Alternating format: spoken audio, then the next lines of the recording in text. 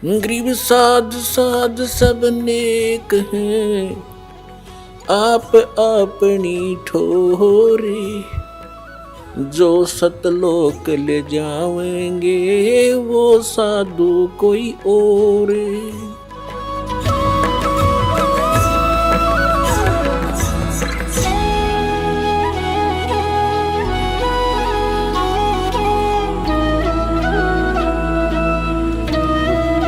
अब उन्हीं आत्माओं में से एक आत्मा मुसलमान घर में जन्म हुआ, उसका राबिया नाम था उसका, राबी। अब परमात्मा किसे दयालु हैं, जैसे आपको बहुत बार वेदों के प्रकरण दिखाए हैं। ऋग्वेद मंडल नंबर 9 सूक्त नंबर 86 के मंत्र 26-27 में, ऋग्वेद मंडल नंबर 9 सूक्त 82 के मंत्र 1, 2, 3 में, ऋग्वेद मंडल नंबर 9 सूक्त 96 के मंत्र 16 से 20 में, ऋग्वेद मंडल नंबर 9 सूक्त 1 मंत्र 8 और 9 में, ऋग्वेद मंडल नंबर 9 सूक्त 20 मंत्र 1 में, और भी अनेकों स्थानों पर। अब आप समय आने पर मालिक की दया होगी, इन वेदों का एक अच्छी तरह से जो अनुवाद किया जाएगा। तो वेदों में भी लीला लिखी है, भगवान ऐसी लीला करता है। वो परम अक्षर ब्रह्म पूर्ण परमात्मा है, वो ऊपर रहता सतलोक में, सचखंड में, और वहां से गति करके आता सशरीर, और वो 3 प्रकार के शरीरों से सभी का धारण पोषण करता, सबकी संभाल करता है। एक रूप तो परमात्मा का सतलोक के अंदर स्थिर है, जिसमें करोड़ सूर्य करोड़ चंद्रमा मिला दे एक रोमकूप की इतनी रोशनी है, मनुष्य दृश्य है। और दूसरी टाइप का जो शरीर मालिक धारण करते हैं, नवजात शिशु का रूप धारण करके प्रकट होते हैं किसी तालाब के ऊपर जल पर, इसलिए उसको नारायण बोलते हैं। और वहाँ वो निर्धारित कार्य होता है परमात्मा का, किसी संस्कारी हंस वहाँ से कोई उठा ले जाते हैं, और वो फिर उस परमात्मा की परवरिश की लीला एक कंवारी गायों से होती है। वो दूध कंवारी गायों का दूध पीते और नहीं पीते हैं, और वो परमात्मा वहाँ से चलकर आते हैं। वो कबीर देव है, कबीर साहब है वो, और अच्छी आत्मा को मिलते हैं, उनको ज्ञान देते हैं। तो इसी आधार से परमात्मा स्वयं भी कहते हैं, गोता मारूं स्वर्ग में जा बैठूं पाताले, कहे कबीर ढूंढता फिरूं अपने हीरे मोती लाले। ये खुद भगवान भी कहते हैं। और जिनको परमात्मा मिले वो भी यही बताते हैं, जैसे आदरणीय नानक साहिब जी को मिले बेई नदी पर सचखंड से सतलोक से सतपुरुष आए कबीर देव जी, और उनको बेई नदी से अंतर ध्यान करके सचखंड में लेकर गए, फिर वापस छोड़ा सतलोक से।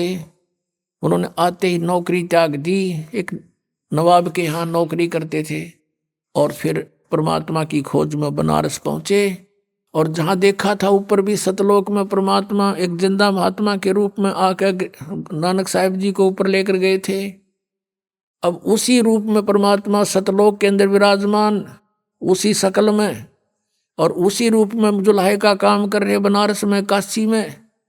वहाँ जब जाकर देखा, और सचमुच ये तो वो परमात्मा है जो मुझे सचखंड लेकर गया था, सतलोक में देखा था।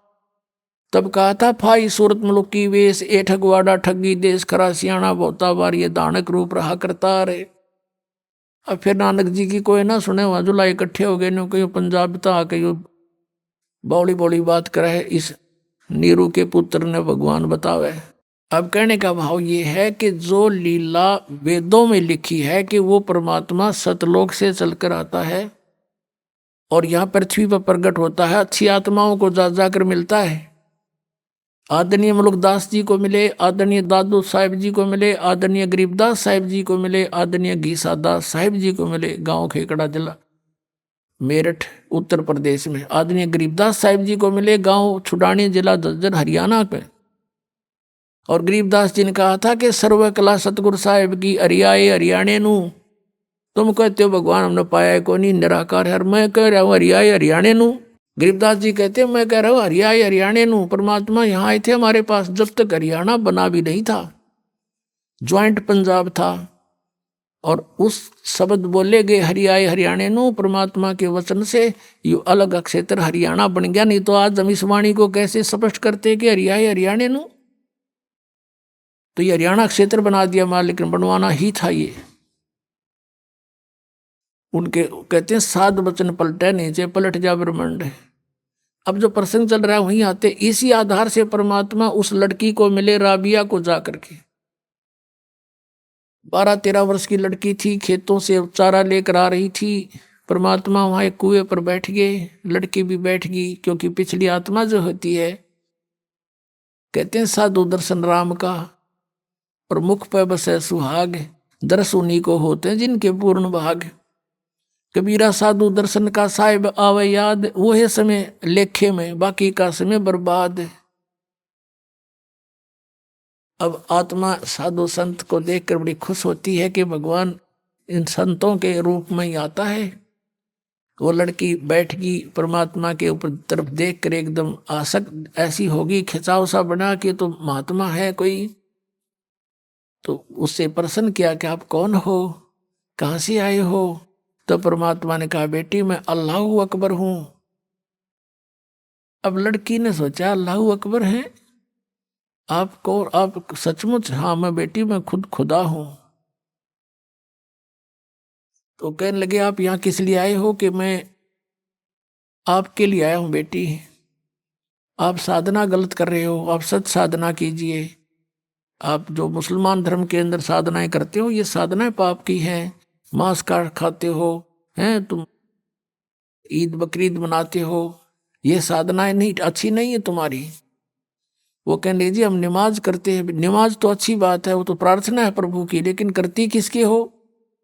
अब किसी की एप्लीकेशन लिख कर चल पड़े और नाम अगले का लिखा नहीं कि किसको देनी है, किसी डीसी को देनी है या कमिश्नर को देनी है, नाम की तरह लिखा नहीं, साहब लिख दिया ऊपर।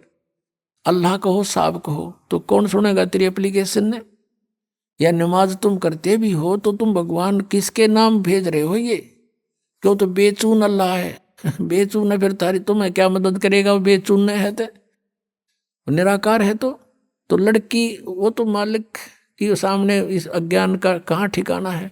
लड़की बहुत प्रभावित हुई, कहा बेटा तुम असक जन्म हो गए भटकत्या ने, हैं अब पिछले जन्म में मनुष्य थे तो अब मनुष्य हो गए, अगले जन्म में भक्ति ठीक ना हुई तो पशु बन जाओगे, या मनुष्य भी बन गए तो ये प्रोसीजर फिर शुरू तुम्हारा, ये कोई एंड है इसका? तो बेटी बहुत प्रभावित हुई और उसने कहा भगवान फिर क्या करूं? कि बेटी उपदेश ले मेरे से और भक्ति कर डट के अपना भजन किया करे। कहने लगे जी ये साधना है जो मुसलमान धर्म की है कि ये ना करना बिल्कुल भी, जैसे मैं कहूँ ऐसे नमाज ये कर जो मैं आपको बता रहा हूँ, भक्ति करते रहना और ये मांस मिट्टी नहीं खाना। जो बोले जी वो कंपलसरी कर देते हैं, नमाज भी करनी होती है कि नमाज भी कर लेना, लेकिन टेक का मत्था अपना यो मंत्र करती रहिए, बस हो गई नमाज। मिला जी ठीक है। तो उस लड़की ने उपदेश ले लिया, मालिक उपदेश देकर चले गए। इतनी प्रेरित होगी ज्ञान से, उसने फैसला कर लिया कि मैं विवाह नहीं कराऊंगी और अपना मोक्ष कराऊंगी। अब उसी दौरान घर वालों ने क्या किया, भाई लड़की युवा होगी इसकी शादी तैयारी करो। लड़की ने घर वालों से कह दिया कि मैं विवाह नहीं करूंगी। और मुसलमान धर्म में एक विशेषता है कि लड़की को बैठा देंगे पहले और लड़की से पूछते हैं कि बेटी तुझे ये विवाह मंजूर है? अगर वो स्वीकृति दे देती है तो विवाह होगा, नहीं तो नहीं होगा। अब वो लड़की ने मना कर दिया, घर वाले भी असमंजस में पड़ गए, भाई अब निकाह हो ही नहीं सकता किसी सूरत में भी। माता पिता चिंतित हुए, बहुत समझाया बेटी हमारी इज्जत का सवाल है, न्यू है, ऐसे है, सो कुछ कहा। वो बोली मैं नहीं शादी करानी। अब घना चिंतित हो गया, माता पिता का अन्न छूट गया लोक लाज के कारण। तो लड़की को अपने आप को प्रेरणा हुई, सोचा उसने कि चलो देखी जाएगी, माँ बाप कहते हैं विवाह कर लेती हूँ, लेकिन आगे जाके अपने पति से मैं साफ कह दूंगी मैं संतानोत्पत्ति नहीं करूंगी। ये डिटर्मिनेशन करके उसने स्वीकृति दे दी। विवाह हो गया। एक बहुत अच्छे नेक व्यक्ति थे, अच्छा अधिकारी था, अफसर था, उससे उस बेटी का ब्याह हो गया मुसलमान के। तो वहां जाते ही उसने अपने पति से कह दिया, जी बात सुनो मेरी, मैंने एक प्रतिज्ञा कर रखी है अपने गुरुजी की कसम खा के कि मैं संतान उत्पत्ति नहीं करूंगी, मैं गृहस्थ कर्म नहीं करूंगी, और यदि आप मेरे साथ जबरदस्ती करोगे तो मैं आत्महत्या कर लूंगी, ये मेरा फाइनल फैसला है। तब वो सोच गया भी ये बात क्या बनी, कहने लगा बात बता फिर, आपने निकाह स्वीकार क्यों किया था, मना कर देते, कोई आप पर प्रेशर थोड़ा ही था। उसने बता दिया कि ऐसे ऐसे मेरे माता पिता लोक लाज के कारण बहुत परेशान हो गए थे और मैंने इसलिए निकाह मंजूर कर लिया कि ये तो शांत रहे, आगे मैं आपसे अर्ज कर लूंगी, ये सोच कर आई थी, वो आपकी मर्जी, मेरी अर्जी मंजूर करो या ना करो। तो बुद्धिमान समझदार दयालु व्यक्ति था वो मुसलमान, उसने एक सोचा भाई मैं क्यों इसके वादा करूं भगवान के। पहले डरने वाले होते थे परमात्मा से कि भी क्यों मैं इसके टांग अड़ाऊं, इसकी भक्ति जब इसकी इतनी रुचि है। कहा ठीक है राबिया, जैसे आपके माता पिता को लोक लाज से डर था तो हमारा भी यहाँ समाज है। आप रहोगी मेरी पत्नी के रूप में संसार की दृष्टि में, और मेरे लिए होगी मेरी बहन के तुल्य। तेरे अलग से मकान बना दूंगा, उसमें अपनी भक्ति करना, लेकिन घर से बाहर नहीं जाने दूंगा, हमारी भी इज्जत है। कहते तू कह मैं वहां जाऊंगी फलान करूंगी, कहीं और नहीं जाने दूंगा किसी संत भक्त के पास, जो आपकी आज्ञा। अब उस लड़की ने 4 वर्ष तो साधना वो की जो परमात्मा ने बता रखी थी, फिर वहां आने लगे जो अलग से उसका कमरा बना दिया। उस मुसलमान भक्त ने अपनी दूसरा ब्याह करवा लिया। मुसलमानों में कई कई शादियां हो जाती हैं, तो वहां आस पड़ोस की और भी भगतनी जो मुसलमान वर्ग की थी धर्म की, वो आने लग गए हैं। वो कहने लगी बता तो कुछ भी ना करती या कोई बात हुई, यानी कुछ दिन में वो परमात्मा वाला ज्ञान हट गया, वो लोक वेद फिर समा गया उस बेटी में, और वही मुसलमान धर्म वाली क्रियाएं उसने शुरू कर दी। काल का तो जाल है कसूता। अब वो करती रही अपनी साधना, वो 50 वर्ष की होगी। 50 वर्ष की आयु जब होगी तो उसने अपने पति से कहा कि आपकी आज्ञा हो तो मैं मक्का जाना चाहती हूँ हज करने के लिए। और हज करना कंपलसरी होता मुसलमान धर्म में। वो ये मानते हैं जिसने हज कर ली वो स्वर्ग का वासी हो जाता है, उसको लाभ होता है। तो सभी बूढ़े बुजुर्गों को हज अवश्य करवाते हैं। उसके पति ने सोचा कि भी मैंने देख लिया 30-35 वर्ष हो गए, मैंने कोई भी ऐसा इसका आचरण नहीं देखा, इसलिए उसने उसको अलाउड कर दिया कि आप जा सकते हो, और कहो तो मैं आपके लिए कोई ऊंट की व्यवस्था कर दूं सवारी की। राबिया ने कहा नहीं मैं पैदल जाऊंगी। जैसा हमारी सोच है कि पैदल जाने तक घना लाभ होगा। अब वो चल पड़ी, क्योंकि काफी व्यक्ति जाते थे, पैदल जाते थे, लारा लग जाता था, लाइन लग जाती थी, तो वो लड़की भी चल पड़ी। अब वो जा रही थी, चलते चलते रास्ते में रेगिस्तान में एक कुआं था। कुएं के पास एक कुतिया प्यासी थी, बहुत प्यासी थी। उसके छोटे छोटे नवजात बच्चे थे, साइड में बैठे थे, आंखें भी नहीं खुली थी उनकी, और वो बहुत प्यासी थी। और कभी तो राबिया के चरणों की तरफ आ रही है, फिर भागकर कुएं में झांक रही है। अब राबिया उसकी भाषा समझ गई कि इसको प्यास लगी है। कुएं पर देखा तो वहां कोई बाल्टी नहीं, कोई रस्सा नहीं, आसपास कोई गांव नहीं, कोई और व्यक्ति आसपास नजर नहीं आ रहा जहां से कोई साधन मांग लाऊं। अब उस लड़की ने आव देखा ना ताव देखा, अपने बाल पाड़े, लंबे लंबे बाल थे, वो बाल पाड़े नो एक एक बाल फटाफट सारे बाल पाड़ के और एक रस्सी बनाई। ये है मुसलमान, ये मांस खावर उदमस्ता रहे, ये मुसलमान नहीं है। वह लड़की थी मुसलमान। कहते दया बिना दरवेश कसाई, जिसके दया नहीं वो भगत किसा। लंबी लंबी इतनी लंबी रस्सी बांटी अपने बाड़ाते हैं, बहुत नीचे जल होते थे, और अपने वस्त्र निकाल कर, पहले मोटे मोटे खद्दर के कपड़े होते थे, वो कपड़े निकाल कर उसका बांध के और पानी में भिगोए। एक मटका पड़ा था टूटा हुआ घड़ा, आधा हिस्सा उसको निचोड़ा और उसमें डाल दे, कुतिया टूट कर पड़ गई, साथ की साथ पी जावे। तो कुतिया को पानी से छकाया और अपना जो लो लोहान होगी थी वो कपड़े ऐसे अपने कपड़ों से पोंछ के उनको धो धा के झाड़ झूड़ के ऐसे और पहन लिए और पहन के चलने की तैयारी की थी मक्का में। कहते वो मक्का वाली बिल्डिंग एज इट इज उठ के और वहां आ खड़ी हुई उस कुएं के साथ में, जैसे प्लेटफार्म पर रेलगाड़ी लग जाती है। और उसने देखा मक्का पहुंच गई। मैं सपना सा हो गया, एकदम दौड़ के उसमें चढ़ी। चलते ही वो वहां से उठा और उसमें सारे यात्री उसके जितने जा रहे थे माथा मुथा टेके थे वो सारे उसके अंदर। और वहां मक्का है नहीं स्थान पर, वहां सारे देखें कित गया वो हमारा मक्का। तो फिर कुछ देर के बाद वो विमान की तरह वापस जाके वहीं स्थापित हो गया। अब इस कारण से पूरे मुसलमान धर्म में उस क्षेत्र में ये हो गया वह भक्ति होता राबिया कैसी, भक्ति होता राबिया जैसी। मक्का भी वहां बुला लिया राबिया ने, पक्का इसके लिए वहां पहुंच गया। अपने आत्मा ये समझना कि जैसे दास आपको बता रहा था कि हम पहले जैसे वो भी हमें सुख होता था या कोई घर में ऐसी अच्छी घटना होती थी तो हम ये सोचा करते थे जो साधनाएं हम कर रहे हैं इसी से हुआ हमारा।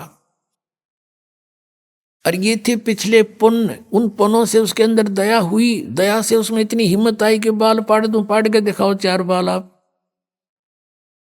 पता लग जा। तो पिछले संस्कार से इतना प्रबल किया करे करावे साइया मन में लहर उठा, दादू से दरजीव के आप बगल हो जा। उसके बाद वो तो उधर तो प्रशंसा की पात्र बन गई, सब जगह गुणगांव में। अगला जन्म उसका एक बनसुरी नाम की लड़की का हुआ, बनसुरी नाम की लड़की का। और उसने फिर इतने राग रूग गाए, नच यानी वो डांस डूंस करने वाली जो ये होती ना लड़कियां, उसका जन्म हो गया। लेकिन आस्था भगवान की फिर भी, तो वो मक्का में गई और उसने सोचा, ये सुना था कि अभी मक्का में जिसकी मृत्यु हो जाती है वह सीधी भिष्ट चली जाती है स्वर्ग में। अब पिछले संस्कार परमात्मा की भक्ति कर रखी, 4 वर्ष वो अंगड़ाई ले रहे थे, उसमें इतनी हिम्मत आवे थी। उस लड़की ने क्या किया कि मक्का में अपनी गर्दन काट दी। अब मोक्ष तो चाहिए, 50-55 साल की उम्र होगी थी कि मोक्ष चाहिए हमें। और मक्का में कहते मर जाता, वहां का लोक वेद दंत कथा है कि मक्के में जो मर जाता सीधा भ्रष्ट जाता है। तो उसने वहीं गर्दन काट दी और सब ने न्यू हो गया भाई, बनसुरी तो गई स्वर्ग में, बनसुरी सीधी गई स्वर्ग में, क्योंकि मक्का में उसने अपनी कुर्बानी दे दी। तो मुसलमान इसको कहते हैं जो अपनी कुर्बानी दे, बकरियां के गल काटे वह कुर्बानी है। वह तो कुर्बानी ले रहे हो तुम तो खून पी रहे हो दूसरों का। ऐसे ही हिंदू लोग करते हैं, बकरियां चढ़ाते हैं माता के। माता वो बकरे खावेगी, काजू खाओगी, किशमिश खाओगी, वह तो जलेबी खावेगी। इस गंद ने कौन खावे, आप पे खा बनाओ और आप पे खाओ और माता के सिर लावे।